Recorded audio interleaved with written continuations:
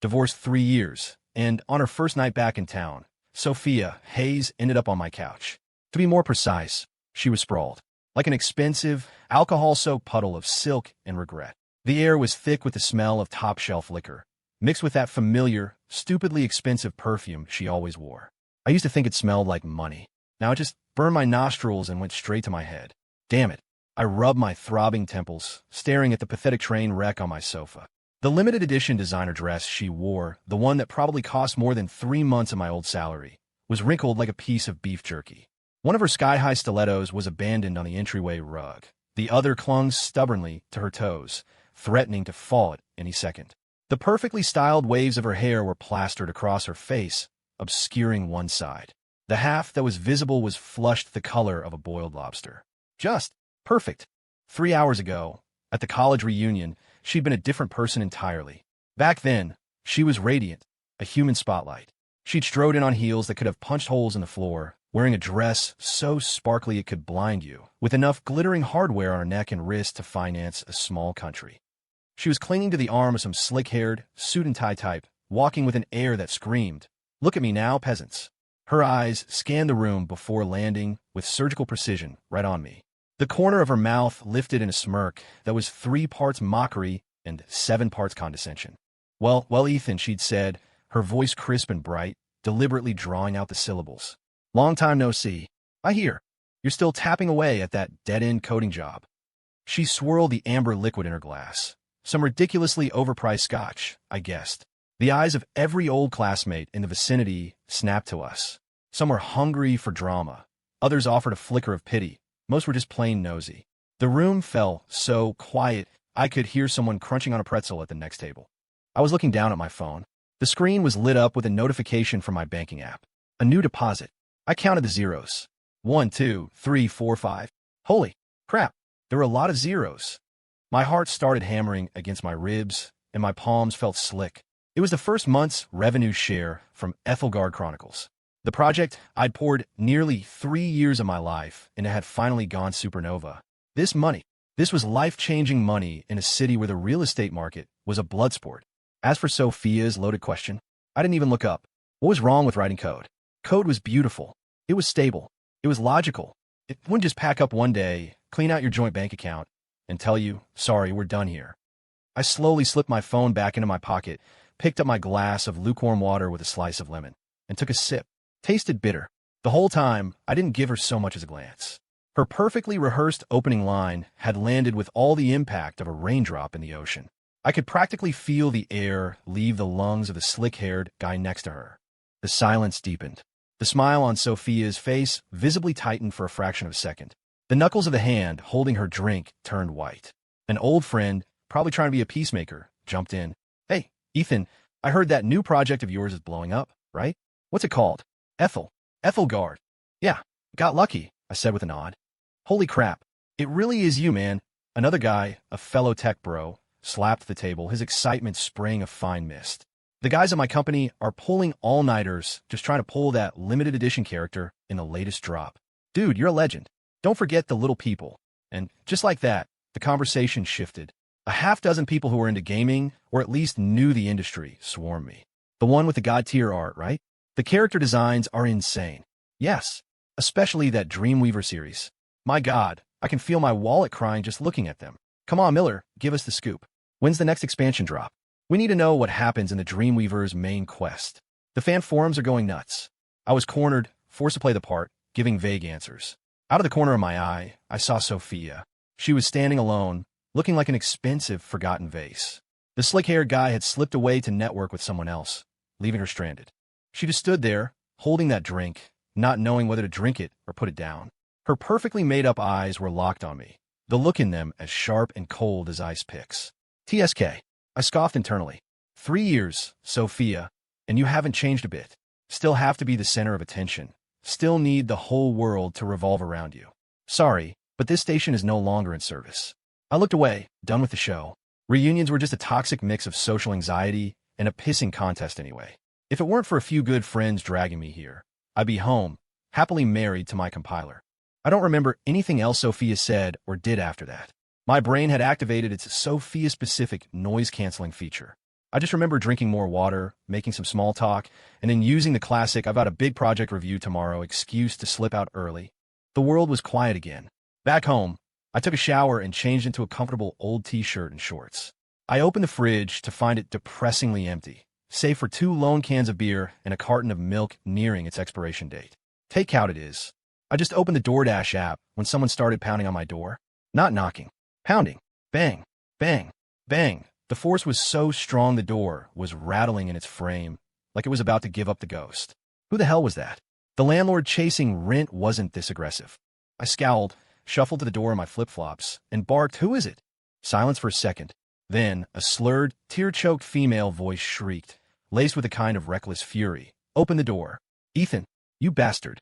Open this damn door. You hear me? That voice. I know it anywhere. Sophia." My mind went blank. How'd she find this place? I hadn't mentioned my address to anyone at the reunion. Does she have a tracking device on me? "Open up. I know you're in there. Stop playing dead." The door shuddered under another vicious kick, groaning in protest. There went my security deposit, and hello to a complaint from my neighbors tomorrow. I took a deep breath and yanked the door open. A potent cocktail of perfume, booze, and the sour tang of vomit hit me like a physical blow. I nearly gagged. At the door, Sophia was leaning against the frame, barely upright. Her makeup was a disaster, eyeliner smudged into 2 black rings under her eyes, making her look like a raccoon that had lost a fight. Her hair was a tangled mess, and her expensive dress was stained with something suspicious. One foot was bare, the other still had that precarious stiletto hanging on for dear life. She saw me and tried to straighten up, but her body swayed. Her eyes, hazy and unfocused, finally locked onto my face. She broke into a goofy, lopsided grin, showing a row of white teeth. "Huh, found you, you bastard." The vein in my temple started throbbing again. "Sophia, what the hell are you doing? Are you insane? You can't show up here like this." She wasn't listening. Her body went limp, and she started to fall forward. I instinctively reached out to catch her, and that foul smell enveloped me. Her entire weight, soft and heavy, pressed against my arm. "Move. I need to sleep," she mumbled, trying to burrow her head in my shoulder to get past me. The muscles in my jaw clenched so hard they ached. I wanted nothing more than to dump her in the hallway and let building security or the cops deal with her. But reason prevailed. If I did that, I'd be the star of tomorrow's local news headline. "Shocking. Lead designer of gaming phenomenon leaves ex-wife for dead in hallway." Fine. I give up. Gritting my teeth, I half-dragged, half-carried her sorry ass inside. My target was the living room couch, which was thankfully large enough to contain the disaster. "Sleep here," I grunted, dropping her onto it. She sank into the soft cushions like a sack of potatoes, letting out a satisfied sigh without even bothering to open her eyes. She was still muttering nonsense. "Bed. Give me half the bed. You always did." The hell I did. A wave of anger washed over me. "Always? That was when you were my legally wedded wife. Who the hell are you now?" I wasn't about to argue with a drunk. I turned to leave, desperate to get away from this human biohazard and open a window to save my suffocating olfactory nerves. I took one step. A hand shot out and grabbed the hem of my shirt. The grip wasn't strong, but it was stubborn. I looked back. Sophia had somehow managed to pry her eyes open. Those eyes, usually so full of pride and calculation, were now veiled in a thick, watery fog as she stared up at me. The makeup disaster on her face was now streaked with clean tracks where tears had run down her cheeks. Her lips trembled. "Ethan." Her voice was a faint, reedy whisper, thick with a stuffy nose and a vulnerability so raw it felt broken. "Back then, you said you'd always wait for me." Time froze. The air grew still. The city noise outside faded away, leaving only the sound of her drunken, tearful breathing and the sudden, frantic thumping of my own heart. Always wait for her. Her words slammed into the floodgates of my memory, breaking them wide open. The image of her from 3 years ago, on that rainy night, dragging a suitcase behind her, her back turned to me. Her voice, cold and sharp as a shard of ice. "Ethan, we're done. Don't call me. And don't wait for me." The memory was a poison-tipped icicle, stabbing deep into my mind. The pain was so sharp it stole my breath. I looked at her now, clutching my shirt like an abandoned kitten, and a wave of profound absurdity, followed by a much stronger surge of rage, crashed over me, burning away my last shred of patience. "Let go." My voice was so cold it could have caused frostbite. Each word was ground out from between my teeth. She didn't. She held on tighter, fat tears rolling down her cheeks, mixing with the melted mascara to create even more pathetic streaks on her face. She just stared up at me, her gaze both stubborn and lost, as if she were demanding I honor a promise she herself had torn to shreds. I said, "Let go." I snapped, my voice louder than I intended, laced with a raw anger that surprised even me. I yanked my shirt away. Rear up, the quiet sound of tearing fabric. She must not have expected me to use that much force. The momentum sent her tumbling forward, right off the couch. She hit the floor with a dull thud and a pained whimper. The silence in the room was absolute. She lay on the floor, motionless, her hair hiding her face. I stood there, clutching the torn hem of my shirt, staring at the crumpled figure on the ground. It felt like an invisible hand had clamped down around my heart, squeezing until I couldn't breathe. After the anger, all that was left was an overwhelming exhaustion and a bottomless sense of futility. I closed my eyes. When I opened them again, they were empty and cold. I walked over, bent down, and like I was lifting a piece of luggage, I hauled her back onto the couch. She didn't fight me this time, just curled into a ball, her shoulders shaking with quiet, suppressed sobs. I went into my bedroom and slammed the door shut. Leaning my back against the cool wood, I could still hear her muffled crying from the living room.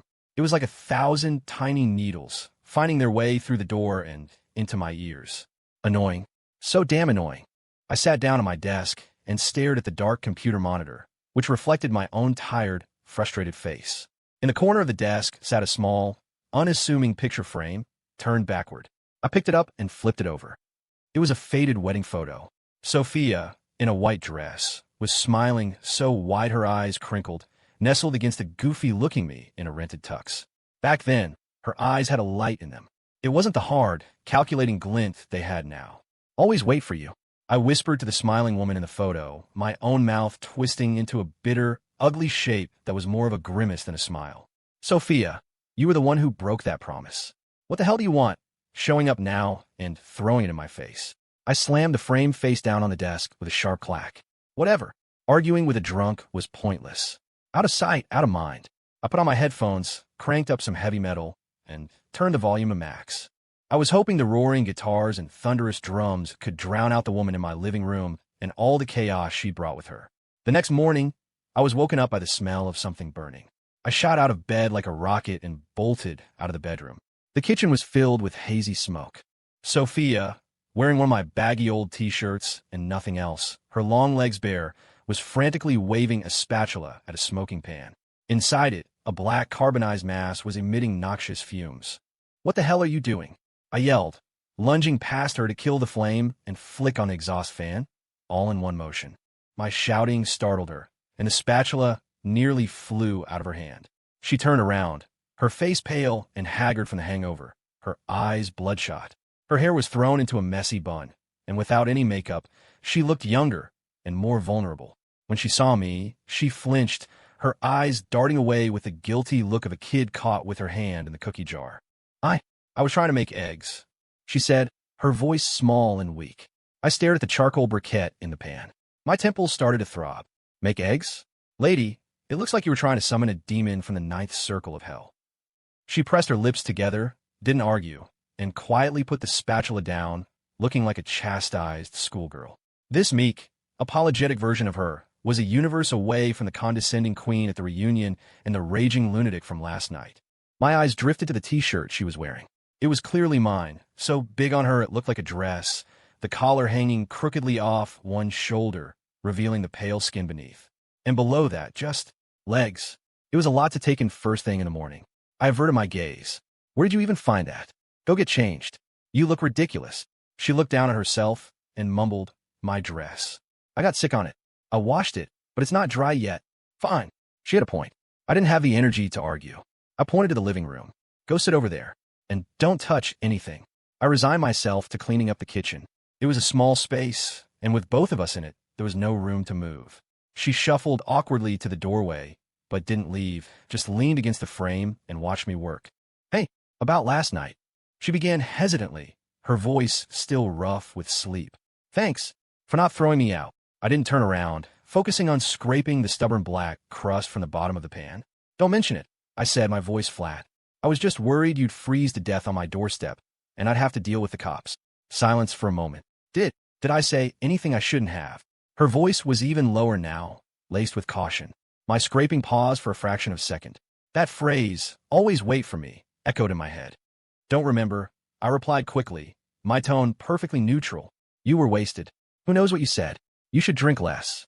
It's bad for your liver." I tossed the ruined pan into the sink with a loud clatter. She went quiet again. I could feel her eyes on my back, a complicated, searching gaze that made my skin crawl. After I cleaned up the mess, I took out the milk and a couple of slices of bread from the fridge, planning on a quick, sad breakfast. When I turned around, she was still standing in the doorway. "Something else?" I raised an eyebrow at her. She licked her chapped lips, her eyes darting around nervously. Could I borrow your phone? Mine. I think it's dead, and I can't find it." A pathetic excuse. I could see the evasion in her eyes and knew exactly what was going on. Where was Mr. Slick Hair from last night? Why wasn't she calling him? I didn't bother calling her out on it. I unlocked my old backup phone and tossed it to her. "Make it quick. I have to leave." "Oh, okay." She caught it like it was a lifeline and scurried to a corner of the living room to make her call. I had just stuffed a piece of dry bread into my mouth when I heard her voice, low and urgent. "Hello, it's me. Yeah, last night. My phone died. No, I'm fine. I'm at a friend's house." "Which friend?" Just an old classmate. "Look, don't worry about it. I'll be back later." "My stuff? I'll come get my stuff this afternoon." An old classmate? A friend? I chewed on the bland bread, a cold smirk playing on my lips. So, the ex gets downgraded to old classmate. Nice. She finished her call and hesitantly returned the phone, her expression a little strained. "Thanks. I'll be gone this afternoon." "Okay," I said, taking the phone without looking at her. "Just pull the door shut on your way out." The air thickened with an awkward silence again. She stood there, not moving, looking like she wanted to say something else. I grabbed my keys and backpack from the table, making it obvious I was about to leave. She finally broke. "Ethan, isn't there anything you want to ask me?" Her voice was sharp with a kind of desperate, "what do I have to lose" energy. I stopped at the door and looked back at her, my expression unreadable. "Ask you what? Why you suddenly showed up after 3 years? Who that guy you were with last night was? Or if you had a comfortable night on my couch." My words hit their mark. Her face flushed, then went pale. She opened her mouth, but nothing came out. I gave a humorless tug at the corner of my mouth. "Sophia, it's over. It has been for a long time. You go your way, I'll go mine. It's better that way. Take care." With that, I opened the door and walked out without a backward glance. The door clicked shut behind me, sealing me off from the woman who was turning my life upside down all over again. Finally, peace and quiet. At least for now. Sophia didn't show up again for the next few days. Her washed dress appeared on the shoe cabinet outside my apartment door, neatly folded, with a sticky note on top. On it was a hastily drawn, smiley face and the words, "Thanks. Here's your shirt back." The handwriting was the same as I remembered, bold and a little flamboyant. I stared at the smiley face for 2 seconds, then picked up the dress and my shirt and tossed them into a storage closet in the back. Out of sight, out of mind. Life seemed to return to normal.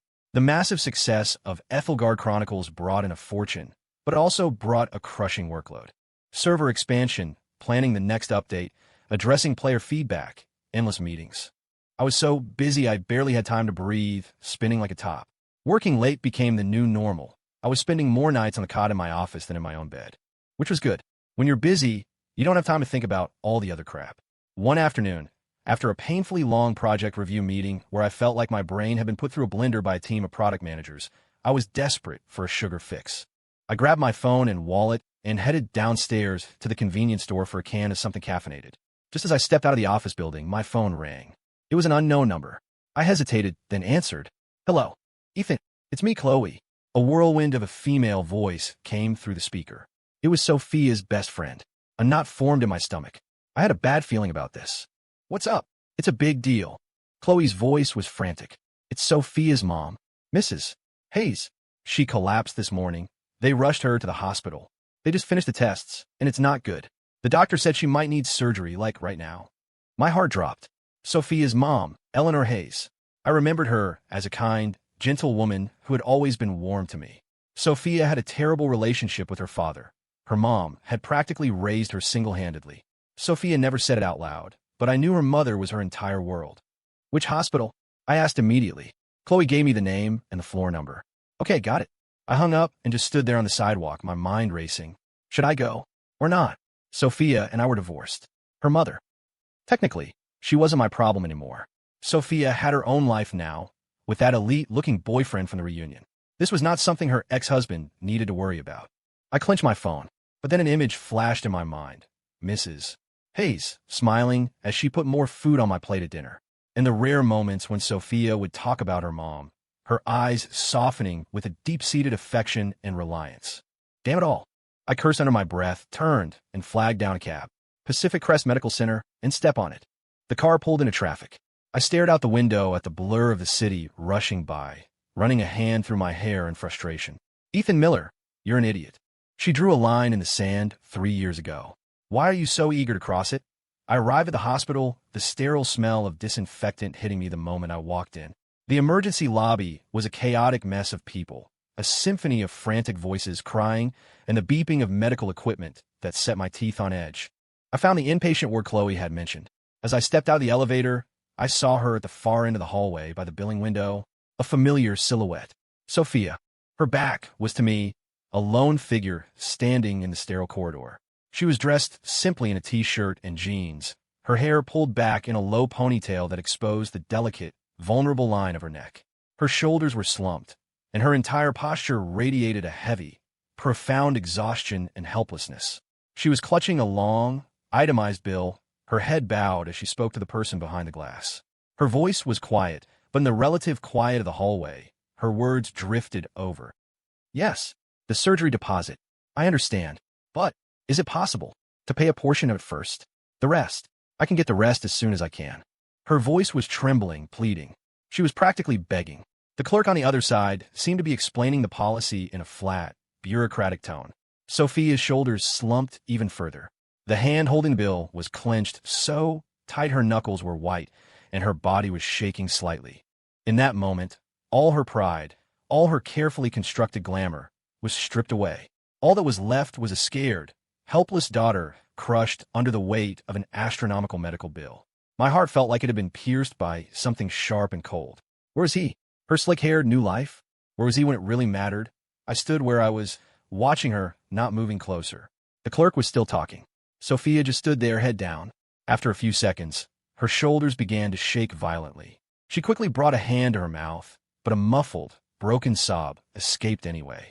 She was crying, silently, desperately, like a trapped animal. I closed my eyes and took a deep breath. All my hesitation, my internal debate about staying away, was shattered by the sound of that single, suppressed sob. I pulled out my phone, my fingers moving almost without conscious thought. I opened my banking app. Pay account? I remembered it. Mrs. Hayes had a minor procedure 3 years ago, and I'd used this account to pay for it. I never deleted it. Amount? I glanced at the bold number at the top of the bill in Sophia's hand. Confirm. Enter password. It was all done in seconds. A moment later, the clerk behind the window seemed to pause. She looked down at her computer screen, then back up at Sophia, her tone surprised. Excuse me? Are you family for Eleanor Hayes? The deposit. It was just paid? It's been paid in full. Sophia's head shot up, her face streaked with tears, her eyes red and swollen with disbelief. What? Paid? Who paid it? She looked around frantically like a startled deer. The clerk leaned forward, looking out into the hall. I don't know. The system just says it was an online transfer. Maybe another family member paid it. No, that's impossible. Sophia murmured, her expression growing even more confused. I haven't had time to... Just then her phone buzzed. She pulled it out instinctively. One look. She froze, as if struck by lightning. The color drained from her face, leaving it whiter than the hospital walls. Her eyes were glued to the screen, her pupils constricting in absolute shock. The hand holding the phone began to tremble, then shake violently, the tremors running through her entire body. The bill she was holding in her other hand slipped from her grasp, fluttering to the cold, tiled floor. Time seemed to stop. The noise of the hallway faded into a distant hum. All I could hear was her ragged, incredulous breathing and the frantic drumming of a heart that I could almost hear from across the hall. Slowly, so slowly, she lifted her head. Her gaze, like two powerful searchlights, one burning with fire, the other frozen with ice, shot down the corridor and slammed into me. The look in her eyes was a maelstrom of emotions. Shock, confusion, disbelief, the raw humiliation of being caught at her lowest point, and something else. The massive, world-altering impact of a truth she couldn't comprehend. And panic? She just stared at me, her lips trembling, unable to form a single word. I stood my ground, 20 yards away, and met her gaze calmly. No expression, no explanation. The air between us was thick and heavy. After a few seconds that felt like an eternity, she seemed to regain control of her body. And then she was running, charging toward me. Her shoes, she was wearing heels again, clicked sharply against the polished floor, a frantic, piercing rhythm in the quiet hallway. She closed the distance in seconds, a storm of fury and confusion. She stopped just short of crashing into me. She tilted her head back to look up at me, her eyes a terrifying shade of red, a tempest of emotions churning within them. Her chest heaved as she fought for breath, her hand still clutching her phone like it was a hot coal. Ethan. Her voice was so shaky it was barely recognizable, each word a painful, ragged thing clawed from the depths of her throat. It was you. It was you, wasn't it? She shoved the phone toward my face. The screen was lit up with a text alert from her bank. Your account ending and received an incoming wire transfer on XX/XX for the amount of $120,000. Your new balance is. The number, representing the staggering surgery deposit, was burned onto the screen. I glanced down at the number, then my eyes moved back to her face. I didn't confirm it. I didn't deny it. My silence was all the confirmation she needed. Sophia's eyes flew open even wider, the bloodshot veins looking like they might burst. My non-reaction seemed to ignite the fuse on 3 years of resentment, hurt, and the acute humiliation of this moment. It all exploded at once. Ethan, she shrieked, her voice cracking, echoing through the corridor and drawing stares from nurses and other visitors. What's your angle? What do you possibly get out of this? She was gripping the phone, so hard her knuckles were bone white, her body shaking with a violent tremor, like a leaf in a hurricane about to be torn apart.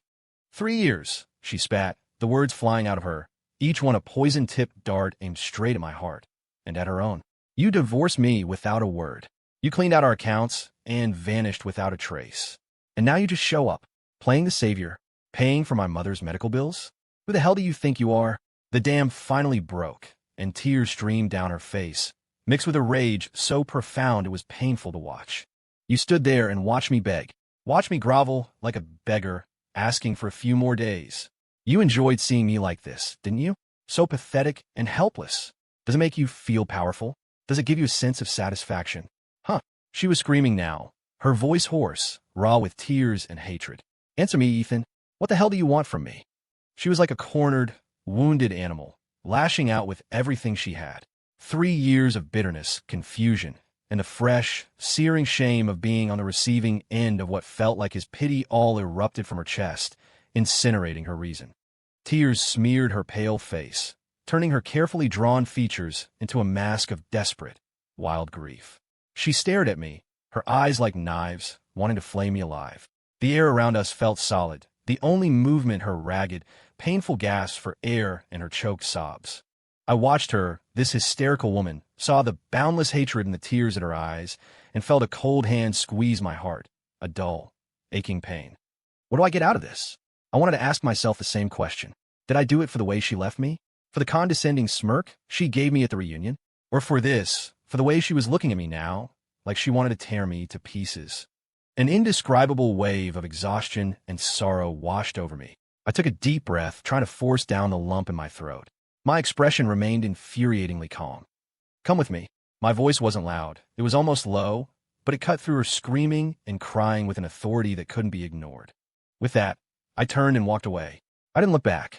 I just headed straight for the elevator. Sophia froze, tears still streaming down her face, her rage and accusation stuck in her throat, completely blindsided by my sudden calm and my command. It was like someone had hit the pause button on her breakdown, though her body still trembled from the emotional aftershock. She watched my retreating back, her expression a war of conflicting emotions. Hatred, confusion, humiliation, and a tiny, undeniable spark of curiosity, a need to understand this giant, gaping mystery. After a few seconds, the desperate, all-consuming need to know why finally won out over her anger. She scrubbed at her face with her sleeve, smearing the tears and makeup into an even bigger mess. Then, with a kind of reckless, self-destructive resolve, she stumbled after me. The click-clack click of her heels on the tile was erratic and rushed, a perfect match for the chaotic rhythm of her heart. The elevator descended. The small, enclosed space was suffocatingly silent. She stood in the corner, as far from me as possible, her back to me, her shoulders still shaking. I could feel the wall of cold, hostile energy radiating off her. I just stared at the numbers as they lit up, one by one. The drive was fast. The city lights blurred into streaks of color outside the window. Sophia sat in the passenger seat, her head turned, staring intently out the window. The line of her jaw was rigid, turning her into a cold, stone statue. Only the hand on her lap, clenched into a fist so tight the knuckles were white, betrayed the storm raging inside her. Not a single word was spoken.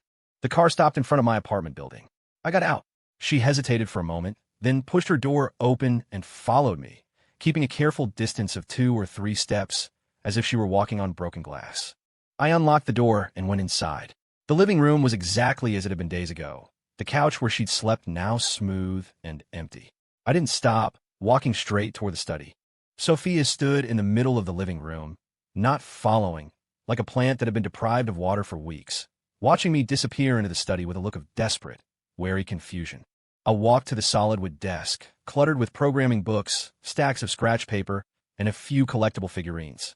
It was messy, but the bottom drawer, the one with the lock, was clean and undisturbed. I bent down and sorted through a ring of keys until I found the small, rarely used brass one. I slid it into the lock and turned it. Click! The small sound was deafening in the unervingly quiet room. I pulled open the drawer that had been sealed for 3 years. I didn't look back to see her reaction. My eyes were fixed on what was inside.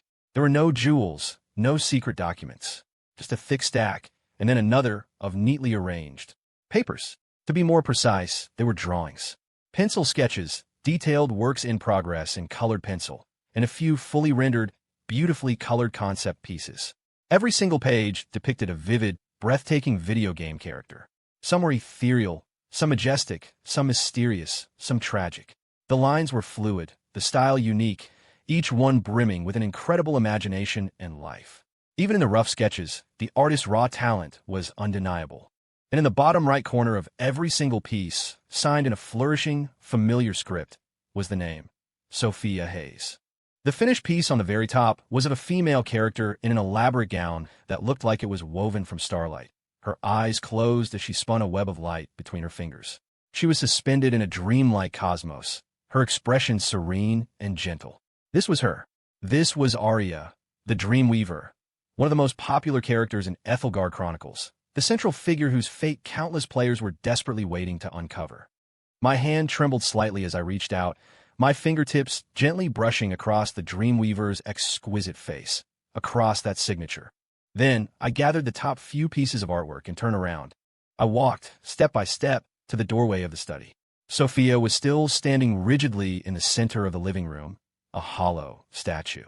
The moment I had unlocked that drawer, her gaze had been fixed on the study. When I emerged, holding the stack of drawings, her eyes immediately zeroed in on my hands. When she saw what I was holding, her body swayed violently, as if she'd been struck by a massive, invisible force. The color drained from her face, leaving her 10 times paler than she'd been at the hospital. Her red-rimmed eyes, which had been filled with anger, hatred, and humiliation, were now completely submerged by a tidal wave of pure, unadulterated shock. She stared at the art in my hands, her pupils dilated to their absolute limit, as if she were witnessing the most impossible, absurd thing in the world. Her lips trembled, opening and closing, but no sound came out. She looked like all the bones had been sucked out of her body, on the verge of collapsing. I watched the cataclysm of emotions in her eyes that was tearing her world apart. And then I spoke. My voice was quiet, raspy with a fatigue that came from years of suppressed emotion, but it echoed clearly in the silent living room. Every word was a hammer blow. "Waiting for you to come back," I said. My gaze traveled over the stack of papers that held so much time and so many secrets, and landed directly on her, looking straight into those eyes now drowning in shock and tears. I said, word by deliberate word, to draw the ending for my leading lady. Time stopped. The air turned thick and heavy, like glue. Sophia just stood there, a statue eroded by 1,000 years of wind and rain. Only her eyes proved she was still alive, the tsunami of shock still raging within them, crashing against the last remnants of her sanity. She stared at the artwork in my hands, her gaze glued to it, impossible to tear away. On those pages were her brushstrokes, her heart, her soul, and the signature she had written with her own hand, a signature that now seemed like a cruel joke. Waiting for me to come back. Her voice was as dry as sandpaper, each word a monumental effort, broken and ragged. To draw the ending. Her gaze finally, slowly, mechanically, lifted from the artwork to my face.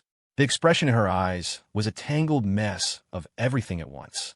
Shock, confusion, disbelief, the searing pain of being betrayed by her own narrative, and a deep, bottomless regret that threatened to swallow her whole. So, her lips trembled, her voice shaking uncontrollably. Epilogue Chronicles. That hit game. It's yours? And Arya, the dreamy... I drew her. The last few words were barely a whisper, but they landed with the finality of a boulder. I just looked at her. I didn't say a word. My hand tightened slightly on the artwork. My silence was the only answer she needed. A short, sharp laugh, thick with self-loathing and the sound of a complete breakdown, escaped her throat. It sounded worse than a sob. My art is in your game, and it's a hit. She seemed to be talking to herself as much as to me, her eyes sweeping vacantly over the priceless designs in my hand. And you kept all locked in a drawer, waiting for me to come back and draw the ending? Her voice suddenly shot up, sharp and hysterical. Waiting for me, the ex-wife who cleaned out your bank account and ran. Ethan, what is wrong with you? Did all that coding rot your brain? She lost control again, tears erupting from her eyes, a torrent of agony and absurdity. She raised her hand, as if to lunge at me and either tear the drawings to shreds or punch me in the face. But her body just wobbled, her legs turning to jelly, and she started to fall backward. Watch out! I lunged forward instinctively, catching her arm just before she hit the floor. Her skin was ice cold. She was shaking like the last leaf in a winter storm. The moment I touched her, she recoiled as if burned, struggling to pull away. Let go of me. Don't touch me. Ethan, you're a lunatic. An idiot. What was the point? What did you do it for? She was crying and shouting incoherently, pushing at me with all her strength, tears and snot running down her face. She was a complete mess, utterly and completely destroyed. Why did you keep these stupid drawings? To wait for me to come back and grant you an ending as some kind of charity? To laugh at me? To see how pathetic Sophia Hayes became after she left Ethan Miller? So pathetic she can't even pay her own mother's medical bills without her ex-husband swooping in to play the hero. She screamed, her voice raw and broken. Is that it? Does that make you feel good? Does it feel satisfying watching me crawl back like a dog with its tail between its legs? Does it? Her fists beat against my chest and shoulders, weak, random blows fueled by desperate, self-destructive rage. I didn't dodge. I didn't try to restrain her. I just stood there and let her vent, my arms held loosely at her sides to keep her from falling. The punches didn't hurt. Not really. Compared to the sight of her back as she walked away in the rain 3 years ago, compared to the countless nights I'd spent staring at a screen, eaten alive by code and memories, this was nothing. I just watched her cry, watched her break down, watched her completely lose her way in the face of a truth so immense it shattered her reality.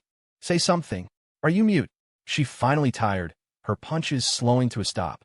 Her body went limp against my supporting arms. She gasped for air, then lifted her tear-ravaged face to look at me, her eyes broken but still demanding an answer. Tell me, Ethan, why would you do this? Why would you still care? Why would you still wait for me? Her voice dwindled to a weak, desperate whisper. What was the point?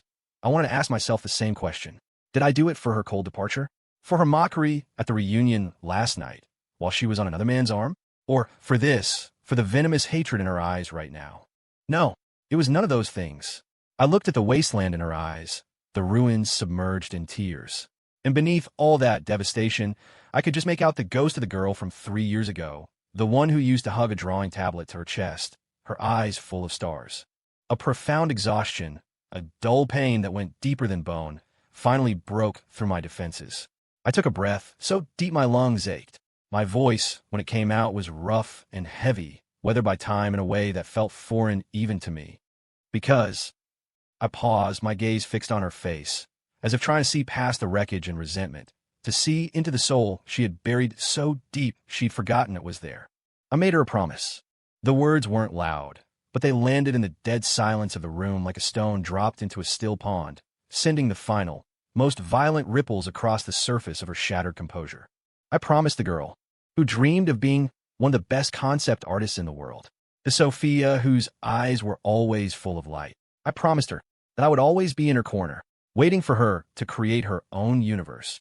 Every word was a white-hot brand, searing my heart and searing hers. The living room fell into a deathly silence. All that was left was Sophia's ragged, suppressed sobs and the distant, muffled hum of the city outside. She stared at me, her face tilted up. The hate, the anger, the humiliation, all of it seemed to freeze, shatter, and then collapse into dust. In its place was a vast, empty blankness. It was as if someone had violently ripped her out of a 3-year-long nightmare, fueled by hatred, and thrown her into the blinding, unfamiliar sunlight. She opened her mouth, but no sound came out. The tears just kept coming, a silent, torrential flood washing over her face. Time stretched on. An eternity seemed to pass. Slowly, ever so slowly, the blank fog in her eyes began to recede. Something deeper, heavier, began to emerge from the ruins. It was pain, a pain 3 years overdue, an agony so intense it could dissolve bone. And regret, a tidal wave of regret, so massive it threatened to pull her under and drown her completely. The way she looked at me finally changed. The resentment was gone. The accusations were gone. All that remained was an endless cold despair and emptiness, as if the last string holding her together had finally snapped. She threw her hands over her mouth, a desperate attempt to stifle the raw, keening wail that was about to tear out of her throat. Her shoulders convulsed, and her whole body, as if struck by an invisible sledgehammer, crumpled to the floor. This time, I didn't reach for her. She landed in a heap on the cold floor, curling into a ball against the base of the couch. She buried her face in her knees, her long hair falling forward to hide her completely. Only the broken, muffled sobs, escaping through the cracks between her fingers, filled the room. The sound was like the dying whimper of a wounded animal, full of self-loathing and a desire for oblivion. She stayed like that and cried for a long, long time. She cried with everything she had, as if trying to purge herself of 3 years of bitterness, resentment, and rage, and now, the soul-crushing weight of her own regret and despair. I stood there, a silent statue. I watched her fall apart, watched her collapse in front of me. I watched her hold a funeral for the Sophia from 3 years ago, the one who had smashed their world to pieces, pieces that could never be put back together again. The light outside the window slowly faded to dusk. We sat in the darkening room, unlit. The curled-up figure on the floor finally grew quiet, her sobs dwindling to intermittent, hitching breaths. She didn't move for a long time, as if she had turned into a fossil of grief. I don't know how much longer passed. Then, slowly, painfully, she lifted her head. Her face was a mess of tear tracks, her eyes were swollen nearly shut, and her nose was red. She looked completely hollowed out, fragile and lost. Her gaze drifted vaguely around the dim room. Then, as if pulled by an invisible string, it found me. In those swollen eyes, there was no hate, no anger, no hysteria. There was only a kind of timid, cautious searching. And a flicker of something so faint it was almost invisible. The hope of a drowning person reaching for a piece of driftwood.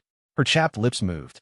Her voice was a hoarse, barely audible whisper, trembling with the last of her courage. That ending. She paused, gathering strength, her eyes flicking involuntarily toward my desk. The Dreamweaver is ending. Do you still need it? The question was so quiet, so full of a pathetic, pleading humility. It was as if she were offering up the last, tiny piece of her own worth for my judgment. It was so pitiful it made my heart ache. I looked at her. I looked at that tiny, flickering light in her eyes. I looked at this woman, a woman who had been utterly destroyed by regret, who had almost nothing left. I was silent for a few seconds. Then, I gently shook my head. The light in her eyes died instantly. That tiny flame, like a candle in the wind, was snuffed out. The corners of her mouth sagged, her face crumpling as if she were about to cry again, but had no tears left. A deeper shade of gray washed over her. Just as that grayness was about to consume her completely, I spoke. My voice was quiet, but it broke the heavy silence of the room. The ending doesn't matter anymore. Her head shot up, her eyes filled with a deeper confusion. I took a step forward and knelt in front of her, bringing my eyes level with hers. I met her swollen, helpless gaze. Sophia, I said her name. Let's start over. It wasn't a question. It was a statement. Calm, clear, and with the simple force of a decision made. This time, I said, my gaze soft as I looked at her tear-stained face, my voice low but unwavering. Let me be the one to chase you. Slowly, one step at a time. We'll walk the road we missed. And that girl, the one with the stars in her eyes. I paused, a trace of warmth I hadn't felt in years creeping into my voice. We'll find her again. The moment the words left my mouth, Sophia's eyes flew wide open. All the confusion, the grayness, the timidity. It was all annihilated in an instant by a massive, pure, brilliant shock and disbelief that was bright enough to light up the entire dim room. It was like a seed, buried deep underground in the hopeless dark, suddenly hearing the first clap of spring thunder. She stared at me, her lips trembling violently, trying to speak but failing to make a sound. The tears she had just managed to stop began to flow again, a hot, uncontrollable torrent. But this time, they weren't tears of pain. They were scalding hot, filled with the joy of a survivor, the immense shock of getting something back you thought was lost forever, the utter disbelief of being granted a pardon you never deserved. She shot her hand out, not to push me away, but to grab onto my wrist like a lifeline, her fingers gripping me with all her remaining strength. Her cold, trembling hand transmitted the seismic shock waves of the storm in her heart. And she choked out my name, her voice thick with sobs and a raw, broken rasp. She looked at me, her vision blurred by tears, but a huge, watery smile bloomed on her face, like a lost child who had finally found the way home. Okay. She nodded frantically, tears splashing onto the floor with each movement, her voice shattered but clear, filled with the force of an oath. This time, I'll chase you. I swear. I will. I will find that Sophia, the one with the light in her eyes. I'll find her and bring her back. Her voice wasn't loud, but it was like a bolt of lightning that split the frozen air between us, that finally broke the 3-year-long river of ice that had separated us. I turned my hand and laced my fingers through hers. Her skin was cold, but the connection was real. Outside, the city lights began to twinkle on, one by one. The brilliant glow filtered through the window, casting long, intersecting shadows on the floor. It looked like a road, leading into the unknown, but a road we would no longer have to walk alone. Epilogue morning sunlight streamed onto my face, warm and gentle. I blinked my eyes open, a groggy feeling spreading through me. My arm was numb. I looked down. Sophia was curled up in my arms like a cat that had found its favorite spot, fast asleep. There were still faint tear tracks on her cheeks, but the corners of her mouth were turned up in a slight smile, as if she were having a pleasant dream. The sunlight caught the edges of her messy hair, creating a soft, golden halo. Last night, or rather, early this morning, she had cried herself to sleep while we were talking. I didn't have the heart to move her to the couch. I tried to carefully slide my arm out from under her. The moment I moved, she frowned and made a soft, complaining noise. Instead of letting go, she wrapped herself around me even tighter, like a little octopus, and nuzzled her head into the crook of my neck. A sleepy, muffled mumble floated into my ear. This time, I'm chasing you. Slowly, never letting go. Her voice was soft, husky with sleep, and filled with a complete and total trust. My body went still. I looked down at her unguarded sleeping face, at the way her long eyelashes cast tiny shadows on her cheeks. Something in my chest, a place that had been cold and hard for a long time, softened. It was warm. Outside, the sun was shining. From the street below, I could smell the faint, delicious aroma of a breakfast cart. A new day. It was beginning.